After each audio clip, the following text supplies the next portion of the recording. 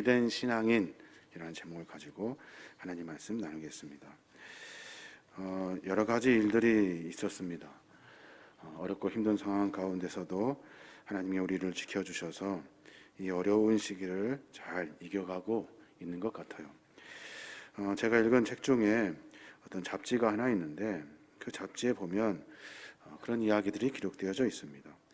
글로벌 체인지 재단이라는 그런 재단이 있는데 그 재단에서 멸망을 어떻게 가늠할 수 있을까? 마지막 종말을 어떻게 가늠할 수 있을까 하다가 인류가 10% 이상의 죽음에 이르는 일들을 조사하기 시작했대요. 그래서 1번부터 이렇게 10번째까지 순서를 쭉 적어놓고 그것 때문에 인류가 멸망하게 될 것이다 라고 예견하는 그런 보고서입니다. 보면은 첫 번째로는 핵 전쟁으로 인류가 멸망하게 될 거래요. 그리고 또 하나는 생화학전으로 인류가 멸망하게 되고, 세 번째는 기후 변화 때문에 인류가 멸망하고, 네 번째는 생태계 붕괴 때문에, 다섯 번째는 전염병 때문에 인류가 멸망하게 된대요. 여러 이야기들이 있습니다만은 종말을 앞당기는 일들의 공통점, 종말이 다가오게 하는 이유가 있는데 그 이유가 뭐냐면 인간의 활동 때문에 그런데요. 쉽게 말해서 인간이 활동하면 할수록 종말이 가까워지는 거예요. 이 모든 일들은 인간의 활동과 연관되어 있대요. 보고서를 좀 자세히 들여다보면 1만 2천 년 동안 안정적으로 살았던 이 자연 환경이 인간 활동으로 하여금 최근 50년 사이에 급변하기 시작했대요. 다시 앞으로 50년이 인류의 향후 1만 년을 결정하게 될 것이다 라고 결론적으로 그렇게 이야기하고 있는 겁니다. 과학적 근거를 제시한 이 보고서에 의하면 종말이 우리 때 그리고 우리 다음 자녀들 때에 결정된다는 거예요. 굉장히 무서운 일이고 굉장히 암울한 이야기가 아닐 수 없습니다. 우리는 지금 종말의 때를 살고 있대요. 그냥 늘 듣는 이야기여서 별로 체감하지 못하는 경우가 많은데 분명히 우리는 종말의 시대를 살고 있어요. 향후 50년간 어떻게 사느냐에 따라서 인류의 존폐가 결정된대요. 성경을 다시 들여다보면 성경은 이 종말을 어떻게 설명할까? 성경을 읽을 때 분명히 우리가 가지고 있어야 될 것이 한 가지가 있는데 종말의 사상을 가지고 성경을 읽을 수 있어야 한다는 거예요. 신약과 구약을 연결하는 이 성경을 관통하는 중요한 핵심이 뭐냐면 종말 사상이라는 거예요. 종말. 분량으로 설명하기는 좀 그렇지만 이해를 위해서 성경의 30분의 1 정도가 종말에 대한 이야기 기록되어져 있어요. 그리고 또 예수님의 그 초림, 주님이 이 땅에 오심보다 다시 오실 재림, 주님의 다시 오심에 대한 말씀이 8배나 훨씬 더 많이 기록되어져 있는 거예요. 그러니까 성경은 종말에 대한 이야기를 우리에게 하고 있는 거예요. 조금 더 구체적으로 구약에서는 종말을 뭐라고 말하냐면 캐츠라고 읽어요. 캐치가 무슨 뜻이냐면 말일, 우리가 말일을 하잖아요. 말일, 그날, 여호와의 날, 큰 날 이렇게 기록해 놓고 있어요. 무슨 뜻이냐면 구약에서 말하는 종말은 대적자들이 모두 멸망하고 하나님의 공의가 만방에 드러난다는 거예요. 그분의 의로우신 통치가 온 땅을 덮는 시대, 그 시대를 종말로 표현하고 있어요. 그러니까 불의가 무너지고 정의와 공의가, 하나님의 나라가 완성되는 그날을 구약은 종말이다 라고 설명하고 있어요. 신약은 종말을 어떻게 설명하냐면 헬라어로 에스카토스라고 읽는데 그 에스카토스는 마지막 날을 가리켜요. 마지막 날이 뭐냐면 예수님의 재림을 말하고 있어요. 그 재림은 최후의 심판의 날을 가리켜요. 그러니까 주님이 이 땅에 다시 오시면 세상을 심판하실 심판주로 오신다는 거예요. 여하튼 이 모든 종말의 날은 그 의미도 특징도 다 달라요. 근데 분명한 한 가지가 있어요. 분명한 한 가지는 뭐냐면 그 날을 예측할 수가 없다는 거예요. 언젠지를 모른다는 거예요. 핵무기의 공포가 있습니다. 그런데 언제 그 일이 벌어질지 몰라요. 생화학전의 공포가 있습니다. 그런데 그 일이 언제 일어날지. 기후변화의 징조로 하여금 멸망당할 것 같은 사건들이 우리 안에 벌어지지만 언젠지를 모르는 거예요. 어느 순간 임할지 모르니까 성경은 그것을 도둑 같다라고 말해요. 도둑같이 우리에게 임한다는 거예요. 학교 다닐 때 신학학 교수님이셨던 김창락 교수님의 수업을 들을 때 그분이 그런 질문을 학생들에게 했던 기억이 나요. 예수님께서 우리에게 재림하실 때 어떻게 오시겠는가 하는 것이 질문이었어요. 예수님이 오실 때 어떻게 오시겠는가? 우리 모두가 다 입을 모아가지고 쉽게 대답을 했습니다. 도둑같이 오십니다 라고 말했어요. 이렇게 쉬운 질문을 하다니 너무나 유치하잖아. 그래서 우리 다 생각했다고요. 종말은 도적같이 옵니다. 우리가 아는 상식이죠. 그래서 늘 긴장하며 살아야 하고 깨어 있어야 한다고 말해요. 틀린 말은 아니에요. 근데 교수님이 우리에게 불러준 성경 구절을 우리에게 보여주셨어요. 그 말이 무슨 말씀이냐면 오늘 우리가 읽은 데살로니가전서 5장 1절부터 6절까지의 말씀이에요. 1절은 여러분 잘 아시니까 뭐 그렇다고 치고 2절부터 쭉 보시면 주의 날이 밤에 도둑같이 이룰 줄을 너희 자신이 자세히 알아라 라고 말해요. 종말의 때가 도둑같이 이룰 것이래요. 우리는 이 본문에 집중하죠. 그래서 도둑같이 이룰 줄을 아무도 모르니까 그러니까 시한부 종말론자들이 이것 가지고 장난을 쳐요. 그래서 그 때와 그 시를 자기는 안다는 거예요. 그래서 도둑같이 임하는 그날이라고 선포하고 자기들이 마음껏 이렇게 장난질을 칩니다.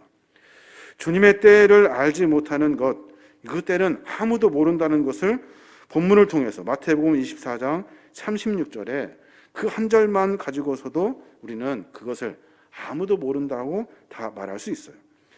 마태복음 24장 36절에 보면 그날과 그 때는 아무도 모르나니 하늘의 천사들도 아들도 모르고 오직 아버지만 아시느니라 라고 말해요. 그날과 그 때는 아무도 몰라요. 그래서 그날은 도둑같이 임해요. 그러니까 그날은 도둑같이 이른다. 여기에만 우리가 관심 갖다 보니까 4절에는 주목하지 못해요. 4절 한번 보면 형제들아 너희는 어둠에 있지 아니하매 그 날이 도적같이 너희에게 임하지 못하리니 라고 말해요. 뭔가 좀 다르죠. 현대어 성경으로 보면 형제 여러분 그러나 여러분은 어두움 가운데 있지 않기 때문에 그 날이 여러분에게 도둑처럼 닥치지는 않을 것입니다 라고 말해요. 2절에는 주의 날이 도적같이 이른다고 했지만 4절에는 믿음의 형제들에게는 신앙을 가진 사람에게는 어두움 가운데 있지 않는 빛의 자녀들에게는 그 날이 도둑같이 임하는 날이 아니라는 거예요. 다시 말해서 그 날은 도둑 맞아가지고 당황스러운 날이 아니라 도둑 맞아가지고 두려운 날이 아니라 깜짝 놀라는 날이 아니라 그 날은 하나님의 거룩한 은혜를 만나는 날이라고 설명해주고 있는 거예요. 신자에게나 불신자에게나 주님이 도둑같이 오심에 대한 아무런 차이가 없어요. 똑같아요. 4절에서 의미가 완전히 달라지는 거예요. 주님이 오시는 날이 도적같이 임하는 형국이 되지 못하도록 우리는 하나님의 거룩한 자녀의 삶을 살아야 한다는 거예요. 어둠 가운데 있지 아니하고 빛의 자녀로 삶을 살아야 한다는 거예요. 마태복음 24장 31절에 보면 그런 말씀이 있어요. 그가 큰 나팔 소리와 함께 천사들을 보내리니 그들이 그의 택하신 자들을 하늘이 끝에서 저 끝까지 사방에서 모으리라 라고 말씀하셔요. 무슨 말이냐면 천사들이 큰 나팔 소리를 분대요.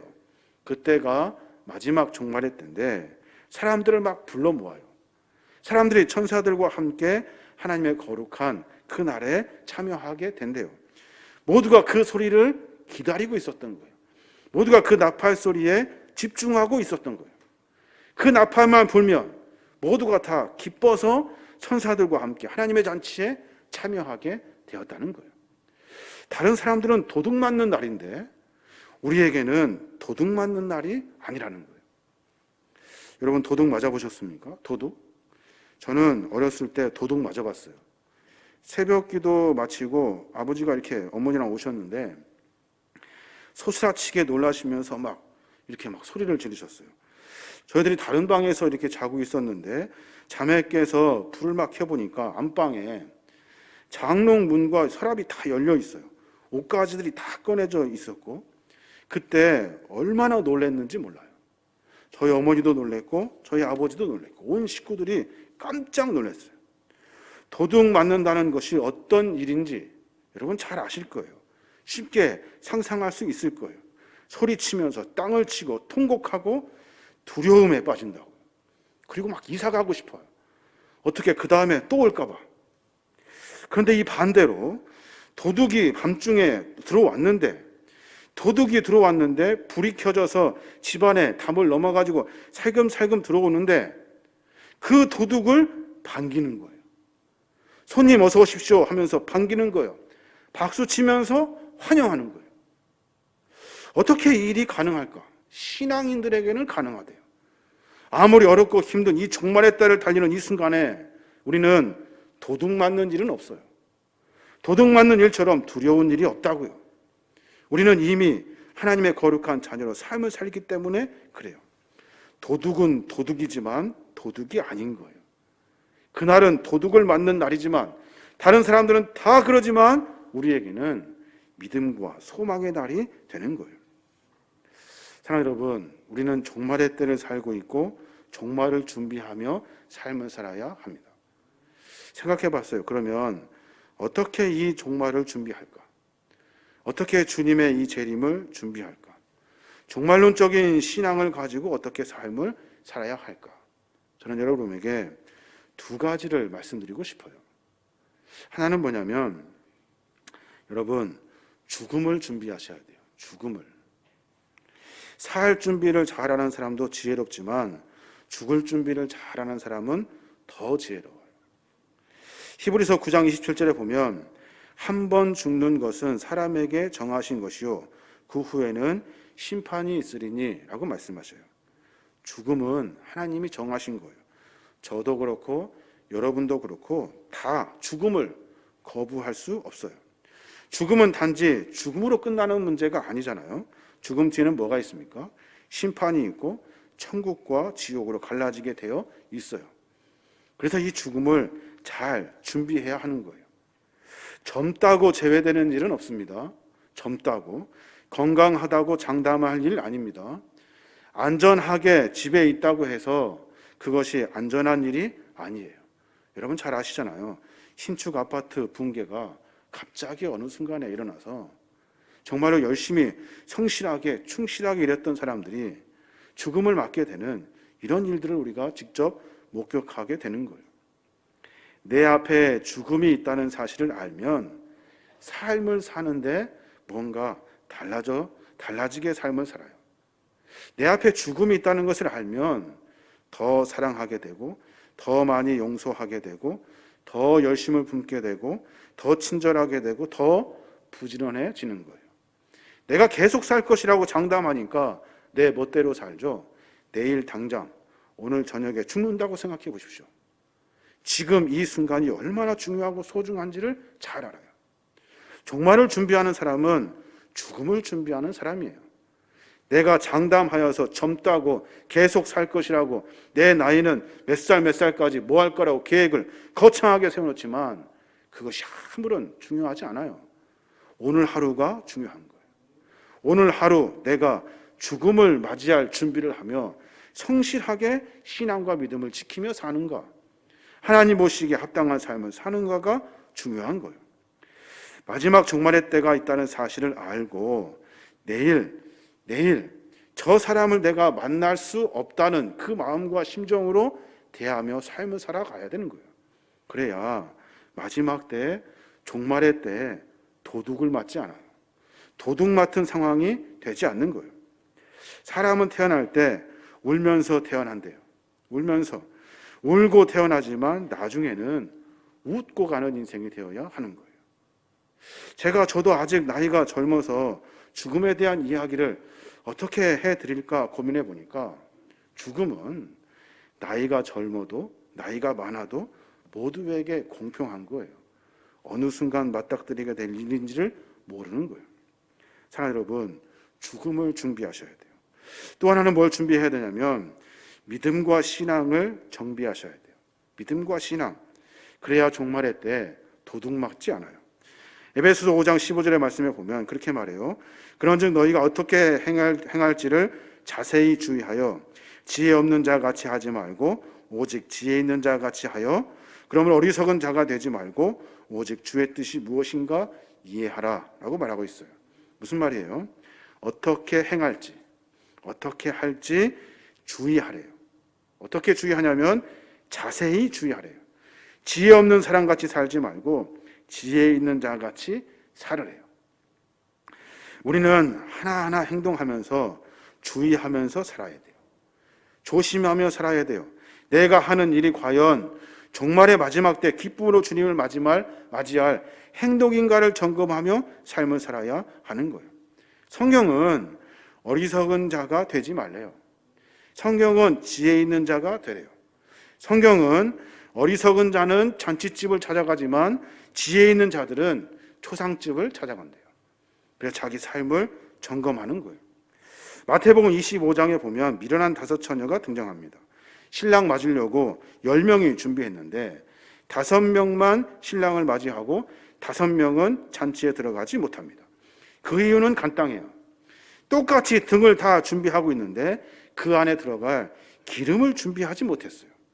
기름이 충분하지 못했기 때문에 불을 못 켜가지고 신랑을 맞이지 못한 거예요.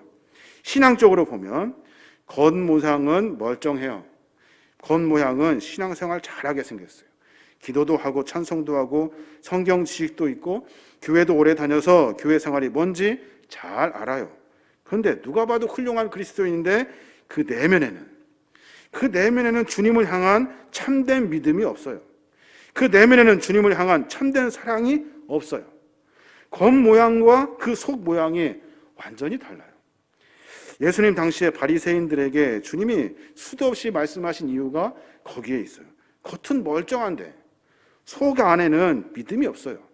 예배도 드리고 제사도 드리고 헌금도 하고 율법도 잘 지키지만 그 안에는 신앙과 믿음이 없어요.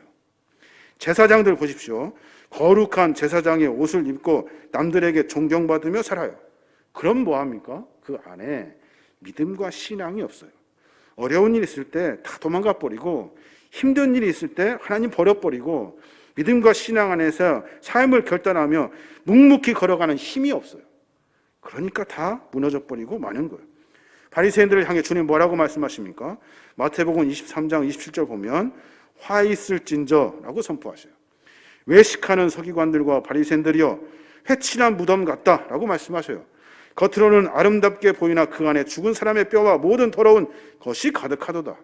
이와 같이 너희도 겉으로는 사람에게 옳게 보이되 안으로는 외식과 불법이 가득하도다라고 말씀하셔요. 이거 그냥 하는 말씀 아니에요. 우리가 매번 들어서 이것이 별로 와닿지가 않는데 회칠한 무덤, 겉은 하얀색 페인트를 칠했어요. 회를 발라놨다고요? 겉은 깨끗해 보여요. 근데 속은 내 안에는 여전히 더럽고 추잡한 일들이 가득하다는 거예요. 겉은 그럴듯한데 실제 내면은 차갑고 더럽고 추접스러워요. 성령께서 내 안에 불을 붙이시려고 들어올 수가 없을 만큼 내 안에 거룩한 것들이 가득해야 되는데 더러운 것들이 가득해요. 그러면서 형식적인 신앙의 삶을 살아요. 겉으로는 멀쩡해요. 등이 멋있잖아요. 모양도 있고 멋있게 만들어요. 그러나 그 안에 기름이 없어요. 그러니까 등의 역할을 감당하지 못하는 거예요.